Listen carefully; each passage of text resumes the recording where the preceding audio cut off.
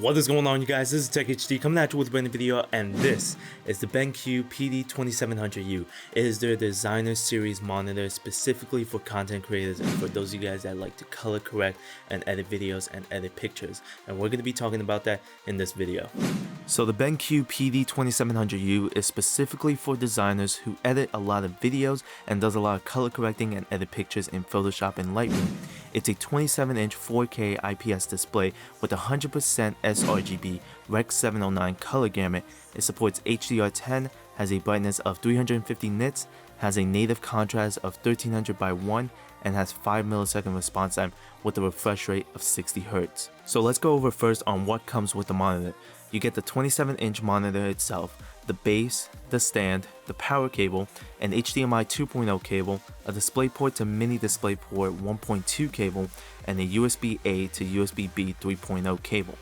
Looking at the ports, you'll see that there's an HDMI 2.0 port, a DisplayPort 1.4 input, a DisplayPort 1.4 output, a mini DisplayPort with Thunderbolt 2 support so you can hook it up to a Mac, and 6 USB 3.1 Gen 1 ports, 4 downstreams and 2 upstreams. Setting up the monitor with the stand and base was very simple. No screws or screwdrivers needed, the stand just snaps with the monitor and you can press a button if you want to remove it, and the base just screws in with the thumb screw with the stand, so it's super easy. The monitor with the stand has some height adjustment. It could tilt forward and back and swivel left and right a bit, and you can also turn the monitor vertical if you want it like that. So looking at the monitor, I really like that it's an all matte finish with very little amount of bezel. I like that the button layout is on the bottom instead of on the side, and the menu layout is easy to use.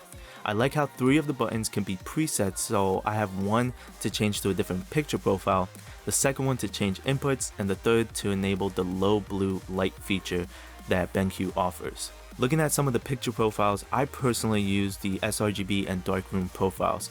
I use the darkroom profile for pictures when my shot is mainly dark, so it brightens up a little bit and brings the contrast up a bit as well, which improves clarity and sharp details when I'm editing. I also use the BenQ low blue light feature when I'm surfing the web or checking my emails or just typing a lot where I don't need my colors to be accurate.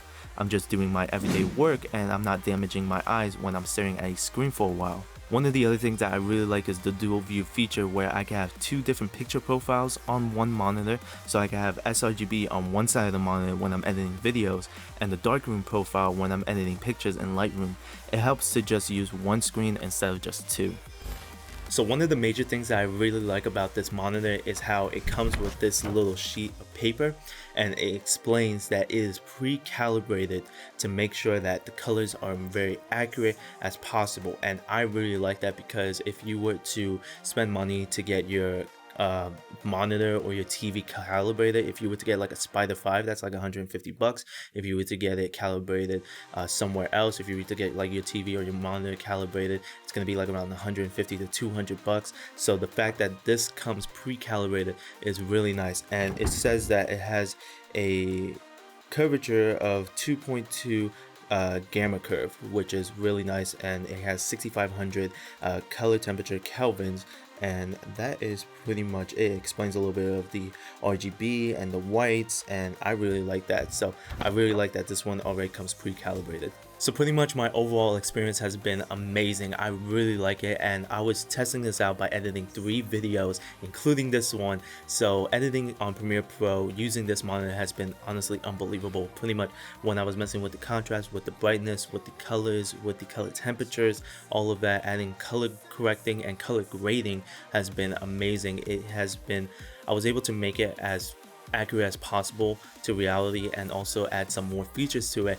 and so that's what I really liked about it. Now when I went to editing pictures like in Lightroom and Photoshop, I really like the feature that they provided, like the darkroom feature, and I really like how I was able to get very nice and detailed. Since it's a 4K panel, I was able to get nice and detailed and get the specific details on like the skin of the pores or the hair, you know, and specifically edit that piece of it. So that's one of the things that I really liked, and how accurate it was. Once again, in Lightroom and in Photoshop, I can make sure that my pictures are going to be the way that I see on the display. If I were to upload it on YouTube or if I were to upload it on a website, I can make sure that my colors are going to be as accurate as possible. And so before you guys even ask, yes, I did use this monitor a little bit for console gaming. So I brought in and hooked up my Xbox One X and my PS4 Pro to this monitor, and I honestly loved it. So playing on the Xbox One X was really good, and one of the features that I did like is that how it automatically tells me if HDR10 has been enabled to a certain game. So I really like that, so I know that it's using HDR10. So looking into the settings, both the Xbox One X and the PS4 Pro are compatible with this with HDR10 and 4K at 60 Hz.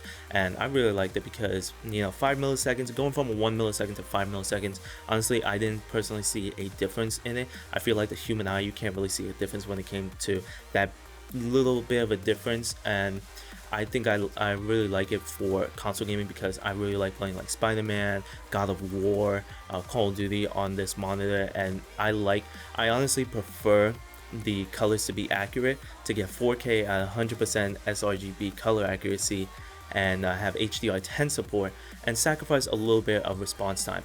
And for, like I said, for console gaming, 60 Hz is enough because the Xbox One X and the PS4 Pro only supports up to 60 Hz. Now, if you're going to the next gens, they're going to be supporting 120 Hz, so that's going to be a little bit different. But for now, I really like this monitor for gaming as well. So if you guys are thinking about picking it up for gaming, it's not going to be that bad either. If you're a mixture of video editing, like color correcting, photo editing, and also gaming, I think this monitor is going to be really good for you guys. So overall, my experience with this monitor has been honestly unbelievable, and it's been amazing. You know, for the value of this, I really like this monitor because you get 4K and IPS panel, you get 100% sRGB Rec 709 color accuracy, which is really nice. You get HDR10 support, which is really cool, and then you get 5 millisecond response time, which is still not that bad at 60 Hz. And for the value of it, I would definitely prefer this. You get display ports, HDMI ports, you get all the ports necessary, and it's also both Windows and Mac compatible, which I really like. And the features that BenQ provides for you guys is unbelievable for the price. So I really like it. And just to let you guys know, if you guys are mainly for photography than videography and you guys care about Adobe RGB, unfortunately this monitor doesn't have Adobe RGB, which is why that price point is much lower. If you want something that has 100% like Adobe RGB, then you would want to go with the BenQ SW series, which is mainly intended for photography and printing and using Adobe RGB. So that series is mainly for photography. This one is mainly for designers, for content creators, video editors, and some photography editing type of thing, mainly for digital, not really for printing. So just to let you guys know about that. But honestly, for the price of this, I would highly recommend it for any of you guys that are content creators, that are video editing, photo editing, and even some light gaming, if you guys want to get the most accurate colors possible. So there you guys have it. Hope you guys enjoyed the video. I will have links down in the description below. If you guys have any questions, let me know down in the comments below. Please like, comment, and subscribe. Turn on post notifications so that you guys will be notified whenever I upload a new video. Follow me on Twitter, YouTube, Instagram, and Twitch. As always, it's TechHD. I'll catch you guys in the next video. Peace!